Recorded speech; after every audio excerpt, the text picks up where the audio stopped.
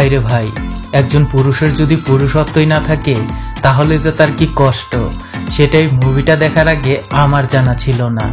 একটি ছেলে তার বিয়ের আগে নিজের বাগদত্তা স্ত্রীর সাথে টোনাটুনি খেলতে গিয়ে যখন দেখে তার তো টাওয়ারের নেটওয়ার্কই আসে না, তখন সেই ছেলেটিকে যে কি পরিমাণে লজ্জায় পড়তে হয় তাই মুভিটা না দেখলে বুঝতে পারবে না। অল্প বয়সে কামশক্তি হারিয়ে ফেলে কতটা লাঞ্ছনা সহ্য করতে হয়েছিল তাকে। কলিকাতা হারবাল খেয়েও কি সে পেরেছিল তার কোমায় চলে যাওয়া টাইগারকে জিন্দা করতে? জানতে হলে দেখো পুরো ভিডিও। মুভি শুরুতে আমরা বেশ ধুমধাম করে মুদিতা সুগন্ধার বিয়ের অনুষ্ঠান দেখতে পাই, তবে এটা কিন্তু শুরুর গল্প নয়, এটা ছিল শেষের গল্প। তাহলে শুরুটা কেমন ছিল চলো দেখে আসি। শুরুর দিকে মুদিত সবসময় সুগন্ধাকে ফলো করত, কিন্তু কখনোই সে সুগন্ধার সাথে কথা বলার সাহস পায়নি। সুগন্ধাও এ ব্যাপারটা বুঝতে পারত, আর সে চাইতো মুদিত যেন তার লজ্জা ভেঙে বীর পুরুষের মতো সাহস করে সুগন্ধার সাথে কথা বলতে আসে। তো একদিন মুদিত তার বন্ধুদের থেকে ভরপুর মোটিভেশন নিয়ে সুগন্ধার সাথে কথা বলতে সামনের দিকে এগোতে থাকে, কিন্তু তখন ঘটে যায় এক দুর্ঘটনা। রাস্তায় খেলা দেখানো একটা ভাল্লুক মামা মুদিতের পা চেপে ধরে। হয়তোবা সে বুঝতে পারছিল সামনে এগোলেই বিপদ, তাই ভাল্লুক মামা চাচ্ছিল না মুদিত সুগন্ধার কাছে যাক। বেচারা মুদিত সুগন্ধাকে প্রপোজ করবে তো দূরের কথা, ভয়ে তো তার জামা কাপড়ই নষ্ট হয়ে যাবার পালা। কিন্তু উপস্থিত সবাই মুদিতের এমন অবস্থা দেখে বেশ মজা পাচ্ছিল। এরপর মুদিত বাসায় ফিরে এসে তার মায়ের পরামর্শে সুগন্ধার বাসায় অনলাইনে বিয়ের প্রস্তাব পাঠায়। কিন্তু এই প্রস্তাব পাওয়ার পরে সুগন্ধা অনেক হতাশ হয়ে যায়, কারণ তার শখ ছিল বিয়ের আগে সে চুটিয়ে প্রেম করবে, প্রেমিকের সাথে মিসকল খেলবে, 2-4 বার ঘষা মাজা করবে, তারপর বিয়ে করবে। কিন্তু তার এই পরিকল্পনা মুদিতার অনলাইনে বিয়ের প্রস্তাব পাঠানোই ভেস্তে গেছে। এজন্য সে পরদিন সকালে রেগে মেগে চলে আসে মুদিতের অফিসে তার সাথে দেখা করবার জন্য। আজ এই প্রথম তারা দুজন একসাথে কথা বলে, আর সুগন্ধা সেদিনের সেই ভাল্লুকের ঘটনাটা নিয়ে মুদিতকে খুব রাগাতে থাকে। তো এভাবেই তারা দুজন দুজনের সম্পর্কে জানতে থাকে। কথা শেষ করে সুগন্ধা যখন চলে যাবে, মুদিত তখন জিজ্ঞেস করে, তুমি কি এই বিয়েতে রাজি আছো? সুগন্ধা তখন বলে, প্রস্তাবটা তুমি যেহেতু অনলাইনে পাঠিয়েছো, তাই এর জবাবটাও আমি তোমাকে সে অনলাইনেই দেব। পরদিন অনলাইনে দুপরিবারের মধ্যে কথাবার্তা হয়। দুপরিবারের কথা শেষ হবার পর মুদিত আর সুগন্ধা আলাদাভাবে কথা বলে। মুদিত তখন সুগন্ধাকে জানায় যে সে তাকে কতটা ভালোবাসে। মুদিত সুগন্ধাকে বলে, আমি প্রতিদিনই অফিসের কাজ দ্রুত শেষ করে বাইকে বের হয়ে আসতাম শুধুমাত্র একটা নজর তোমাকে দেখবার জন্য। মুদিতের মনের কথা শুনে সুগন্ধা অনেক খুশি হয়ে যায়, তাই সে তখন তার পরিবারকে ডেকে জানিয়ে দেয় সে এই বিয়েতে রাজি। তো এর কিছুদিনের মধ্যেই মুদিত আর সুগন্ধার এঙ্গেজমেন্টের অনুষ্ঠান হয়, আর প্রথা অনুযায়ী তাদের দুপরিবারের মধ্যে শুভেচ্ছা কার্ড বিনিময় হয়। তবে অতিরিক্ত নার্ভাস থাকায় সুগন্ধার তখন নিম্নচাপ শুরু হয়, তাই সে দ্রুত তখন টয়লেটে চলে যায়। হঠাৎ সুগন্ধার কি হলো বুঝতে না পেরে মুদিত তখন টয়লেটের বাইরে এসে সুগন্ধার জন্য অপেক্ষা করতে থাকে। এমন সময় মুদিতের এক্স গার্লফ্রেন্ড পেতনির মতো এসে মুদিতের ঘাড়ে চেপে বসে, আর এক্স গার্লফ্রেন্ডকে ডলাডলি করতে তখন সুগন্ধা দেখে ফেলে। এতে করে মুদিত অনেক ভয় পেয়ে যায়, কারণ সেভাবে তার কপাল থেকে বিয়ে শেষ। কিন্তু তেমনটা কিছুই হয় না, কারণ সুগন্ধা বুঝতে পারে বিয়ে ভাঙার জন্যই পেতনিটা এমন করছিল। তাই এই খুশিতে মুদিত ডান্স করতে থাকে। তো এরপর থেকে মুদিত আর সুগন্ধা সারাদিন ঘুরে বেড়াতো। বখাটে ছেলেদের হাত থেকে সুগন্ধাকে বাঁচাতে মুদিত মার খেত, আর এসবের কারণে সুগন্ধা মুদিতের প্রতি আরো বেশি ইমপ্রেস হতো। তো একদিন সুগন্ধার পুরো পরিবার হারিদুয়ার নামে একটা জায়গায় চলে যায় সুগন্ধার বিয়ের লোকেশন ঠিক করার জন্য। তাই সেদিন সুগন্ধার বাসা ছিল একদম ফাঁকা। সারাদিন ঘোরাঘুরি করে মুদিত সুগন্ধাকে তার বাসার সামনে নামিয়ে দিয়ে এদিক সেদিক চেক করে দেখে কেউ আছে কিনা। কাউকে দেখতে না পেয়ে মুদিত তখন হঠাৎ করেই সুগন্ধার ঠোঁটে সবল মেরে দেয়, আর বিশেষ জ্বালায় কাতরাতে সুগন্ধা তখন বাসায় চলে আসে। ওদিকে নাগরাজও তখন সুগন্ধাকে ফলো করে তার বাসায় চলে আসে। বোঝাই যাচ্ছে পরিস্থিতি টান টান উত্তেজনায় পরিপূর্ণ, যে কোনো সময় খাট যুদ্ধ শুরু হয়ে যাবে।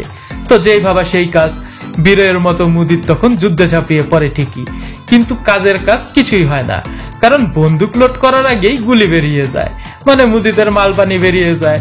আর তাই মুদিত তখন লজ্জাজনক পরাজয় বরণ করে বাসা থেকে বের হয়ে যায়।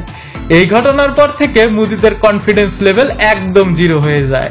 সে সুগন্ধাকে জানায় তার মেশিনে সমস্যা হয়েছে, তাই সে আগে তার মেশিন ঠিক করবে, তারপর সে আবারও যুদ্ধে যাবে। এই কথা শোনা মাত্র সুগন্ধা অনেক ভেঙে পড়ে, আর মুদিত সেখান থেকে চলে যায়। এ ব্যাপারটা নিয়ে সুগন্ধার মনের অবস্থা ভালো ছিল না।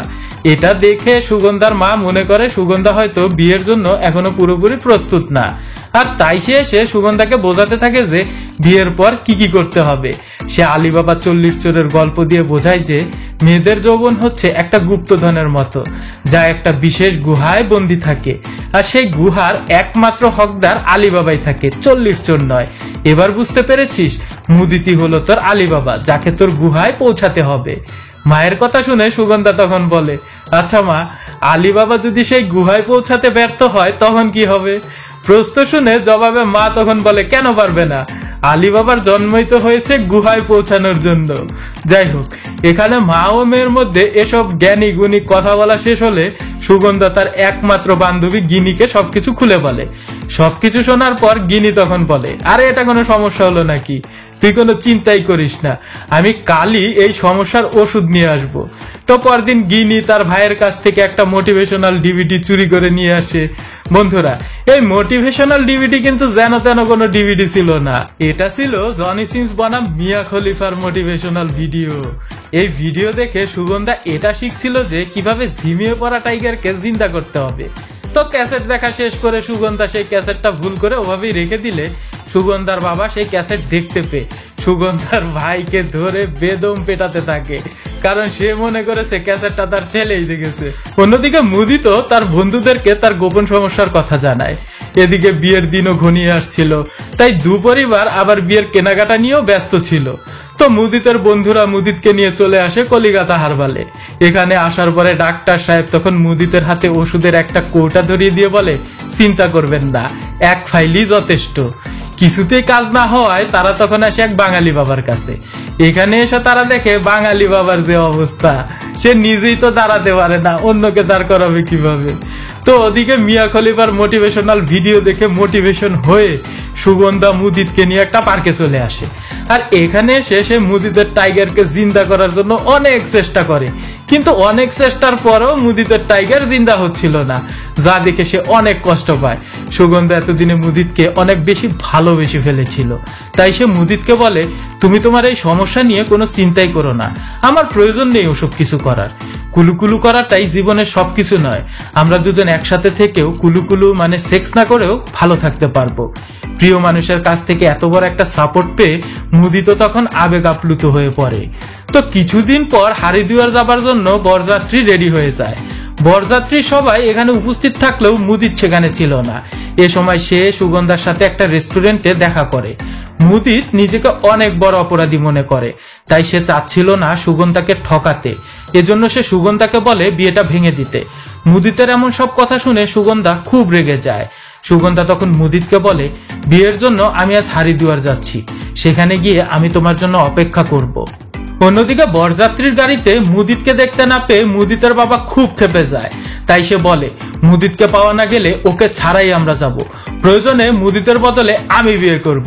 অনেকক্ষণ অপেক্ষা করার পরে মুদিতকে না পেয়ে রাগ করে মুদিতের বাবা তখন মুদিতকে ফেলে রেখেই রওনা হয়ে যায়। ব্যাপারটা হলো এমন যে যার বিয়ে তার খবর নাই, পাড়াবর্ষীর ঘুম নাই। যাই হোক, কিছুক্ষণ পর মুদিত এসে রাস্তায় বরযাত্রীর গাড়ি থামায়, আর মুদিতকে এখানে দেখতে পেয়ে সবাই অনেক খুশি হয়ে যায়।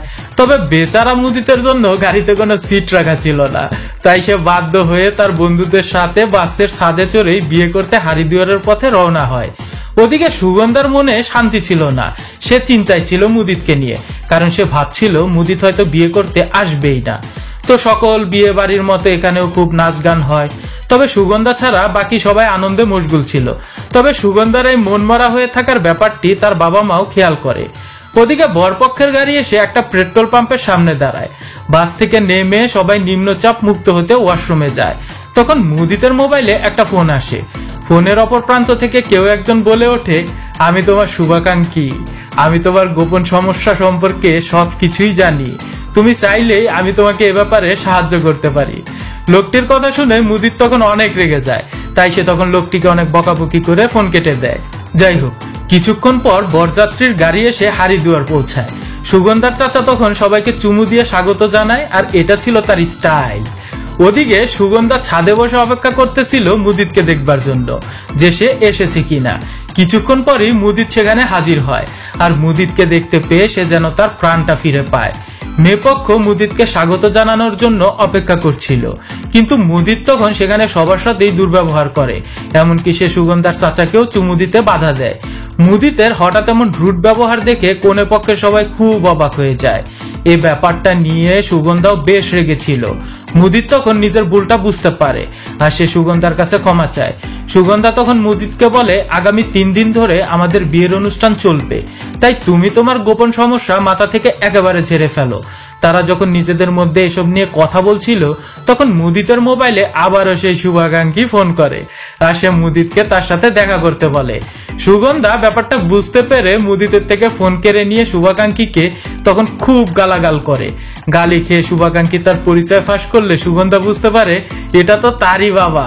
লজ্জায় তখন মুদিতের মাথা নিচু হয়ে যায়। সুগন্ধার বাবা তখন মুদিতকে বলে, আগামীকাল সকালে তুমি আমার সাথে দেখা করবে, আমি তোমাকে এমন এক জায়গায় নিয়ে যাব যেখানে গেলে তোমার সকল সমস্যার সমাধান হয়ে যাবে। সুগন্ধার মা তখন সুগন্ধার বাবাকে বলে, ওগো তুমি আমার মাথা ছুঁয়ে কথা দাও, আলী বাবাকে তুমি গুহায় ঢুকতে সাহায্য করবেই।